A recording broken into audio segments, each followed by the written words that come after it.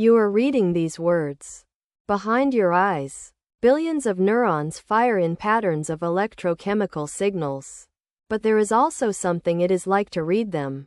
A felt experience. A point of view. A stream of thought. How can physical matter produce subjective experience? This is the mind-body problem. And it is one of the deepest puzzles in all of philosophy. The problem can be stated simply. The brain is a physical object. We can weigh it, scan it, measure its electrical activity, but the mind seems to be something different. Thoughts, emotions, sensations, the felt quality of experience. The question is whether these two things are ultimately identical, fundamentally separate, or something more complicated. René Descartes gave the problem its classic form in the 17th century. He argued for substance dualism. Mind and body are genuinely different kinds of thing. The body is res extensa, extended physical stuff. The mind is res cogitans, thinking stuff that occupies no space. Descartes famously placed their interaction in the pineal gland, though he never explained how non-physical mind could move physical matter. The interaction problem is the fatal weakness of substance dualism. If mind and body are completely different kinds of substance, how do they interact? When I decide to raise my arm, a non-physical mental event somehow causes a physical movement. When I stub my toe, a physical event somehow causes a non-physical sensation of pain. Princess Elizabeth of Bohemia put this challenge directly to Descartes, and he never gave a satisfying answer. The dominant response to dualism is physicalism, the view that everything, including the mind, is ultimately physical. The most straightforward version is the type identity theory. Mental states are identical to brain states.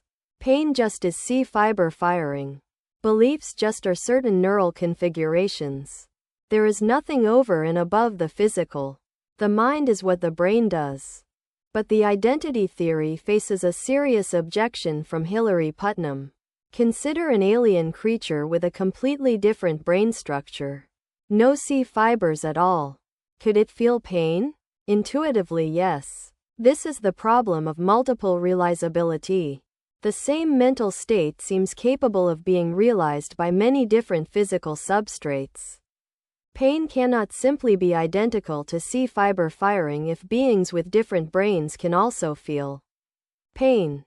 Functionalism is the response to multiple realizability. Rather than identifying mental states with specific physical states, functionalism identifies them with functional roles. Pain is whatever state is caused by tissue damage and causes avoidance behavior. This allows for multiple realizability. Different physical systems can play the same functional role, just as different materials can serve as a doorstop. But functionalism and physicalism face perhaps the deepest challenge of all. The hard problem of consciousness. Named by David Chalmers in 1995, the easy problems, explaining cognition, attention, memory, behavior, are difficult but tractable. The hard problem is different. Why is there subjective experience at all? Why does processing information feel like something? Even a complete functional account of the brain seems to leave out the felt quality of experience. What philosophers call qualia. Chalmers offers two famous arguments. First, philosophical zombies, beings physically identical to us but with no inner experience. If zombies are conceivable, then consciousness is not logically entailed by physical facts. Second, consider Mary, a scientist who knows everything about color vision but has only ever seen black and white. When she finally sees red, does she learn something new? Jackson argues yes. She learns what red looks like. Physical knowledge alone seems insufficient to capture experience. One response is property dualism.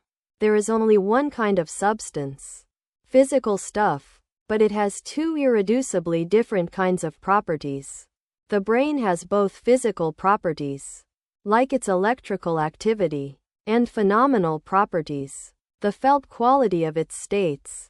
Chalmers calls this naturalistic dualism. Consciousness is a fundamental feature of reality. Like mass or charge, not supernatural, but not reducible to purely physical terms. At the opposite extreme is eliminative materialism, championed by Paul and Patricia Churchland.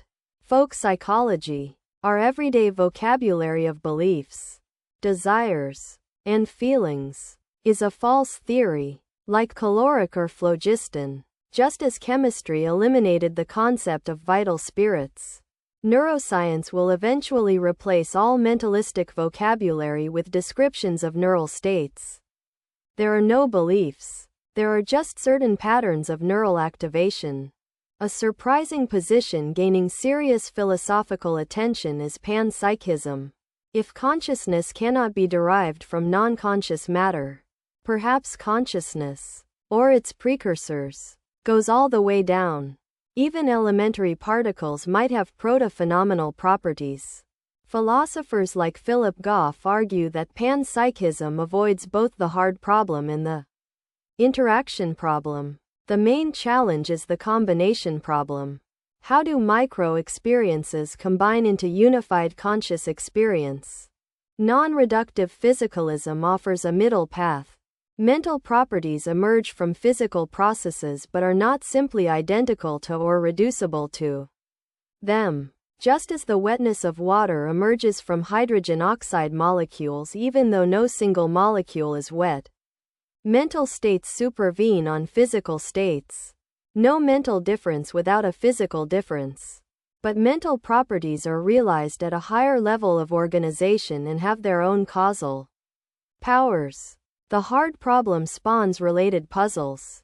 The binding problem asks how the brain combines separate sensory signals, color, shape, sound, smell, into a single unified experience.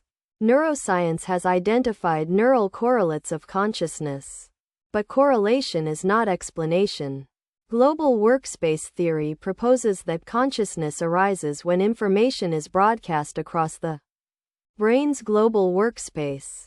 Integrated information theory identifies consciousness with a mathematical measure, phi, of integrated information. Each position faces serious objections. Substance dualism cannot explain interaction. Identity theory cannot handle multiple realizability. Functionalism cannot dissolve the hard problem. It explains behavior but not experience. Eliminativism denies what seems undeniable. Property dualism faces its own interaction questions. Panpsychism faces the combination problem. Emergentism must specify whether emergence is weak or strong. No position is without cost. The mind-body problem is not a mere academic puzzle. If physicalism is true, free will may be an illusion. If functionalism is true, artificial intelligence might one day be genuinely conscious. The question of what beings have morally relevant experiences shapes the ethics of how we treat animals, patients in vegetative states, and future AI systems, and beneath all of it is the oldest question. What am I? The mystery of mind is the mystery of being human.